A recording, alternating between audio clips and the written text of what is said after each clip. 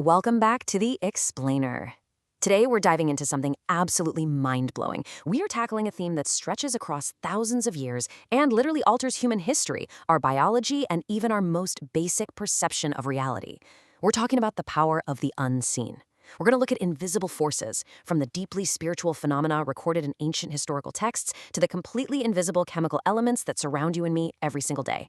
To get us started, think about a modern frustration I know we've all experienced. Internet error codes. You know the feeling. You got a 404 not found or a 403 forbidden message. Your computer is trying its hardest to access a server and pull down information, but there's an invisible barrier in the way. The connection just can't be made or the data is hidden. Well, it turns out this is actually a brilliant metaphor for the human mind throughout history.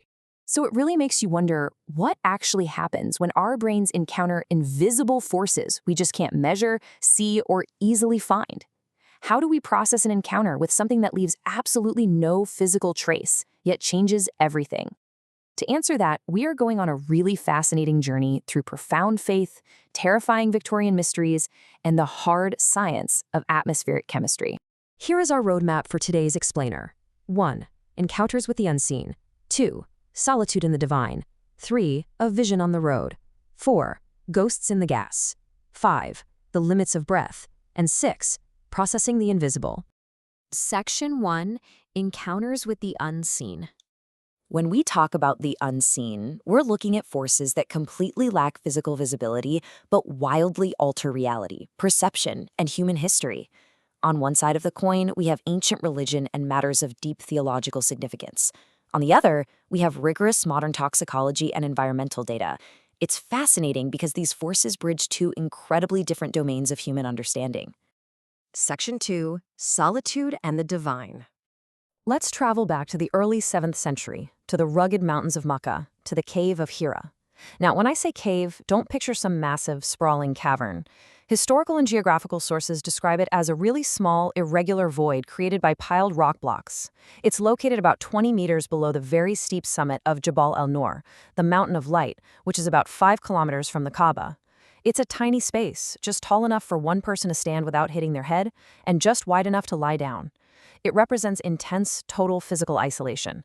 And this is exactly where the Prophet Muhammad retreated for deep reflection. According to Islamic historical accounts, it was in this complete isolation, right around the year 610 CE during Ramadan, that the Prophet Muhammad, then 40 years old, experienced a monumental encounter with the unseen. The texts record that the angel Gabriel appeared to him in his true form, literally covering the entire horizon, and commanded the word Iqra, which means read. This overwhelmingly powerful sensory encounter with an unseen divine force provoked extreme awe and fear. It caused him to rush back to his wife Khadijah and eventually seek counsel from Waraka bin Nawfal. It's a profound example of the unseen completely altering the course of human history. Section 3. A vision on the road. Let's look at another earth-shattering encounter with the unseen, this one fundamental to early Christian history. Around the year 35 CE, Paul, who was then known as Saul, a really fierce persecutor of early Christians, was traveling on the road to Damascus. It was right there that he experienced a sudden, blinding vision of the risen Christ. This invisible spiritual encounter was so overwhelming, it instantly transformed him from a persecutor into one of the most relentless missionaries in history. As you can see, he embarked on massive journeys across the Mediterranean from 45 CE well into the late 50s. So the crucial point here is how Paul's resulting theology really wrestled with the unseen. If you look at his epistle to the Philippians, we find this concept of kenosis. This describes Christ's self-emptying or voluntary abasement to take on human form. Basically, Paul was trying to articulate how an infinite, unseen, and immense God could possibly interact with and enter the finite physical world without losing that divine nature. It's an incredible intellectual effort to process the invisible. And this perfectly illustrates our next big shift. We are leaving the realm of theology, where the unseen involves matters of faith, divine revelation, and moral transformation.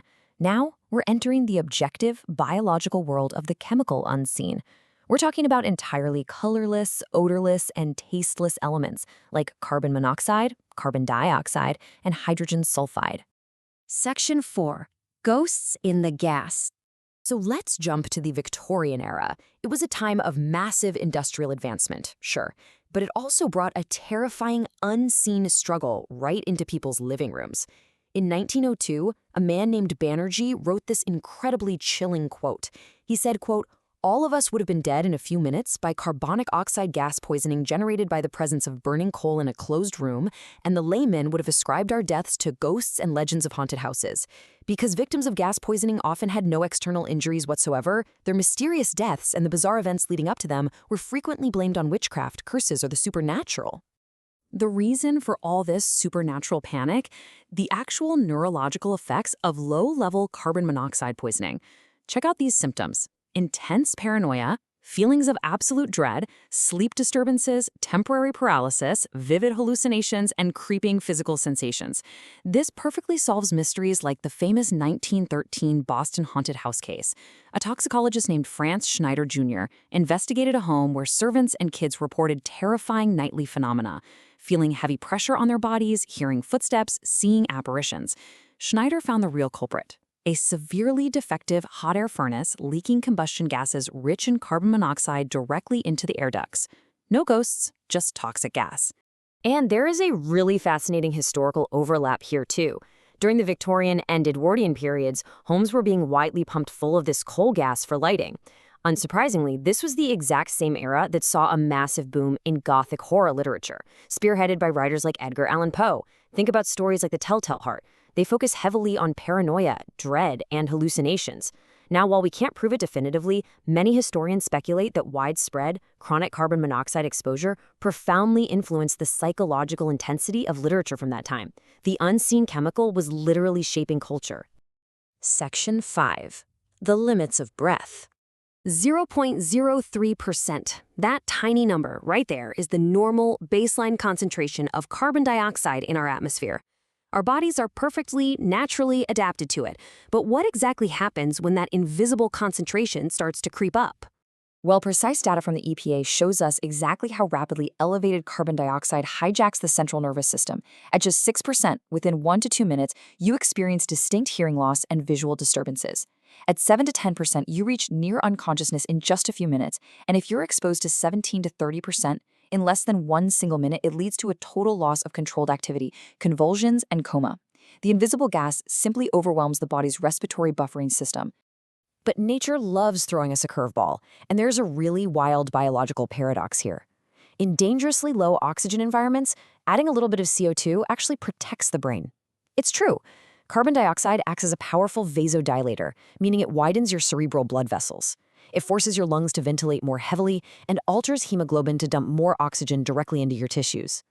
In clinical studies, researchers found that when humans were exposed to a deadly low 2% oxygen environment, adding 5% carbon dioxide actually allowed them to temporarily maintain normal brain function, obey commands, and keep stable brainwaves. The invisible toxin momentarily becomes a literal lifeline. Section 6. Processing the invisible. So we've seen how human processing of invisible forces has completely evolved. Historically, when confronted with the unseen, whether it was the profound isolation of a mountain cave or the terrifying hallucinations of a gaslit room, humanity understood it through mythology, divine revelation, and supernatural frameworks. Today, modern science allows us to measure the unseen chemical world through precise toxicology and physiological thresholds. This answers questions that used to terrify us, while still leaving plenty of room for matters of profound historical faith to stand in their own domain.